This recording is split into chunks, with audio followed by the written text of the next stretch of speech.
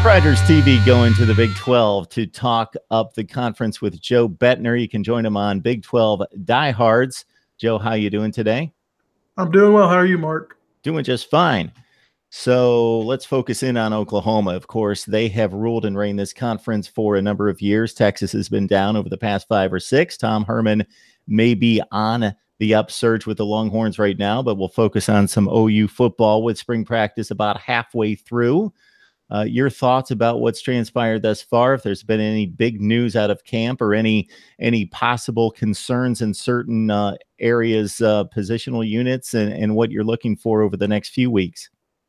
I think one of the most interesting parts of spring camp so far has been Lincoln Riley's initiative to bring in new coaches. He's brought in a new strength and conditioning coach with Benny Wiley.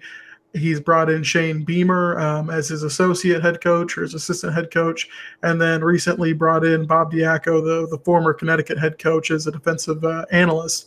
Not really sure how big his role will be, but really interesting how he's not, I don't know if I want to call it so far as, the Nick Saban method quite yet, but bringing in a lot of, it seems like he's trying to bring in a lot of talent and making the program his own, as opposed to where the program, it felt a little bit stale toward the end of the Bob Stoops era. Lincoln Riley, I think, is rejuvenating a lot of life in Oklahoma football. But as far as spring practice goes, the big question everyone wants to know is who's going to start at quarterback, who's going to take over Baker Mayfield's spot. Kyler Murray, probably the worst kept secret, is probably going to be the starter, although a lot of people would like to believe that Austin Kendall has a shot.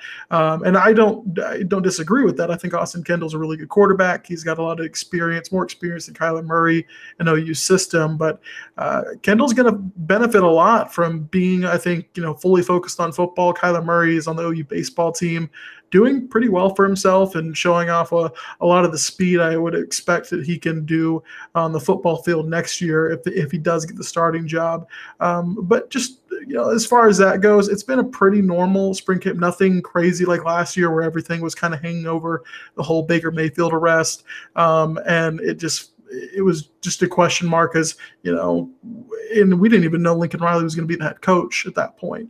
So everything felt pretty normal, pretty focused, other than the whole Baker Mayfield bit.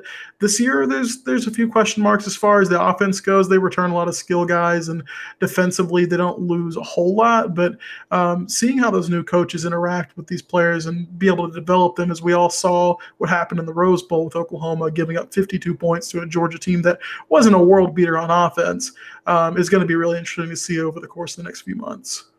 We've got Joe Bettner on the line from Big 12 Diehards. Please subscribe to my YouTube channel for the very best in college football coverage coast to coast with top media contributors like Joe. Join him on Big 12 Diehards. And in terms of audio, you can catch my podcast on Google Play, iTunes, Stitcher, and Podbean. The complete conversations right there.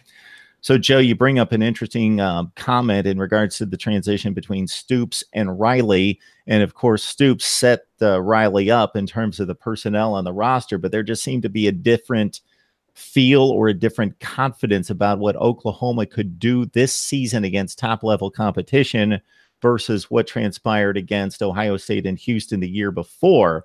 But again, with all Bob Stoops personnel, what do you think was that transition? And it's almost boosted the entire conference in terms of a narrative or a storyline in terms of what the Big 12 can do against the rest of the nation.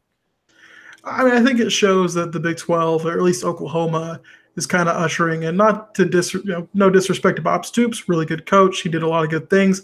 I think at some point he hit a ceiling though with his coaching career, and winning Sugar Bowls is not a bad ceiling to hit. I think a lot of programs would like that, but I think that sorry about that. I think that Lincoln Riley kind of brought Oklahoma into the 21st century as far as how to recruit and how to appeal to a lot of these 2018, 2019 kids that I don't think Bob Stoops necessarily was doing a bad job with, but you're seeing it so far with Oklahoma in the 2018 class, how well they did with their defense and how well they're doing, I think, with 2019 as far as going after five-star guys that seem to be really interested in what Oklahoma's doing. They added the new sponsorship, or not sponsorship deal, the athletic apparel deal with Jordan Brand, transitioning from Nike to Jordan. I think they're really understanding a little bit better on the recruiting trail that they're getting younger and they've got to do different things.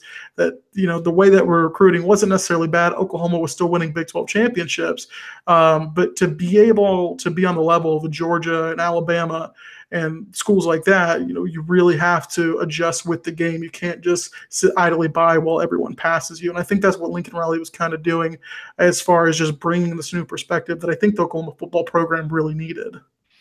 So with that into consideration, looking at spring practice, what are you going to need to hear out of camp or maybe see in the spring game, now that we can take a whole lot from that, but in regards to making you feel a little bit more confident about Oklahoma maintaining ownership of the Big 12 and competing for a national championship this fall? I think one of the biggest things offensively, and I say this because I feel like the offense really wasn't the issue last year, but at the same time, defensively, Oklahoma is not, they weren't great. I think that's fair, an objective thing to say. Oklahoma defense was not that good, and they still managed to do it with a really good offense. I think the biggest question mark, I think that will make, a lot of fans more at ease is who is going to take Orlando Brown's spot, because that offensive line, I think if a guy like Samaje Perine or Joe Mixon would have stayed in school and would have been behind that offensive line, who knows what Oklahoma's doing in 2017, because they did in the running game last year with guys with virtually no experience. So I'm interested to see what this offensive line can provide for returning guys like Rodney Anderson and Trey Sermon, who's going to take that left tackle spot. Oh, you missed out on a huge graduate transfer prospect in Calvin Anderson from Rice. And it looks like Bobby Evans, who was the right tackle last year, will move over to left, but then you have to figure out who's going to be your right. You also are breaking in a new center. It'll either be Jonathan Alvarez, who's been a starting job, or it's going to be a sophomore, Reed Humphrey. So that offensive line is really just kind of I think is a big concern, especially when you're breaking a new quarterback. You've got experience at running back, but there's a lot of things to be kind of answered there. But if there's any coach that's going to take care of that, I think it's Coach Bill Bedenbaugh, who has been one of the better assistants, I think, over the past decade for Oklahoma, as far as just recruiting goes and as far as developing guys. He's turned a lot of guys, I think, into, just as far as Orlando Brown, kind of looking at him, he had that kind of potential. He has that huge frame, but I think it really took a guy like Bedenbaugh to kind of coach him up and get him to a point where, even though he had that terrible scouting combine performance, he's still probably going to get drafted. I don't think there's any question about that. So offensive line's a huge concern. I think as far as defense goes, it's going to be a lot on the secondary. I think if Buki Radley-Hiles, who's an incoming freshman and early enrollee, if he's the guy that everyone's expecting him to be, it's a 5-star cornerback out of IMG Academy. If he's the guy everyone's expecting him to be, I think people will be really excited with the fact that they're bringing in this some new faces as far as the secondary goes, but you also return Trey Brown, Parnell Motley, Trey Norwood as cornerbacks. And I think that was kind of a struggle at the beginning of the year. And it kind of, Oklahoma figured out what it was toward the end as it started giving new guys looks, and as Jordan Thomas was kind of regressing down the line. And Parnell Motley even himself kind of was just kind of getting beat a lot. And so they've got a lot of options to go at cornerback. I think a lot of people will be looking at that secondary, because when you look across the conference, Oklahoma State, West Virginia, TCU, really, really good wide receivers. And then that's just, Oklahoma's been fortunate to have a few guys like a Zach Sanchez or an Aaron Colvin who have been playmakers in the past. They really need to usher in a new era of defensive backs that can be those playmakers for the years to come.